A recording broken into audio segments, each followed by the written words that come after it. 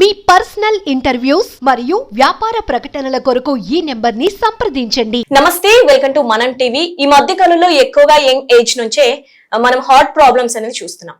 అసలు ఎందుకు వస్తుంది, రీజన్ ఏంటి, ఎలాంటి ఫుడ్స్ వల్ల ఇవన్నీ మనం చూస్తున్నాం, లైఫ్ స్టైల్ ఎలా ఉండాలి, సో వీటన్నిటి గురించి డిస్కస్ చేయడానికి ఈ రోజు మనతో పాటు ఉన్నారు సీనియర్ కన్సల్టెన్సన్ కార్డియాలజిస్ట్ డాక్టర్ రవిశంకర్ గారు. సార్ తో మాట్లాడదాం. హలో సార్, నమస్తే.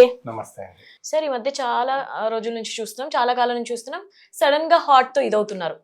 సో సడన్ గా హార్ట్ తో ఇదయ్యే వాళ్ళని సో ఎలాంటి టెక్నిక్ తో మళ్ళీ వాళ్ళని ఇచ్చేయచ్చు అంటారు? సో ఒక పర్సన్ కి సడన్ గా మీతో ఉంటుంటూ ఒక మాల్లో ఉని, ఒక బస్ స్టాండ్ లో ఉని, రైల్వే స్టేషన్ లో ఉని సడన్ గా కొలాప్స్ అయిపోతారు, అంటే సడన్ గా పడిపోతారు.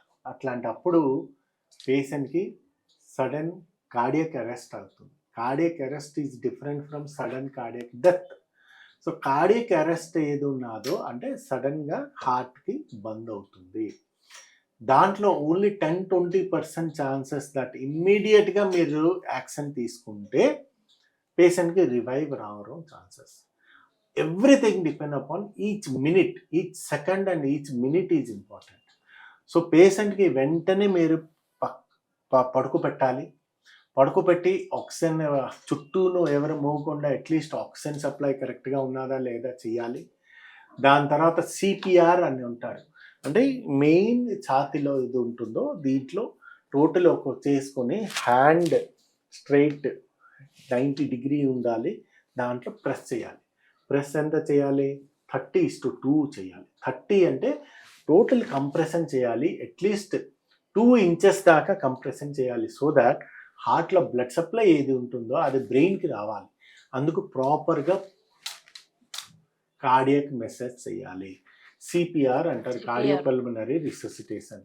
సో దీనివల్ల ఏంటవుతుంది, అట్లీస్ట్ 30 తర్వాత at least mouth to mouth respiration ఏది ఉన్నదో అది చూసుకోవాలి.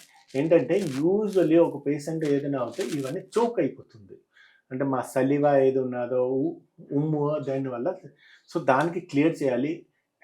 ఎయిర్ వే ఏది ఉన్నదో అది ఎయిర్ ప్రాపర్గా ఉన్నదా లేదా, బ్లడ్ సర్క్యులేషన్ ప్రాపర్గా ఉన్నదా, సర్క్యులేషన్ ఉన్నదా, ఏబిసి అది మేము చెకప్ చేయించుకొని దానికి మీరు ప్రాపర్గా చేసుకుంటే చేసుకుంటే అట్లీస్ట్ 10-20% ఛాన్సెస్ పేషెంట్ రివైవ్ అవ్వచ్చు.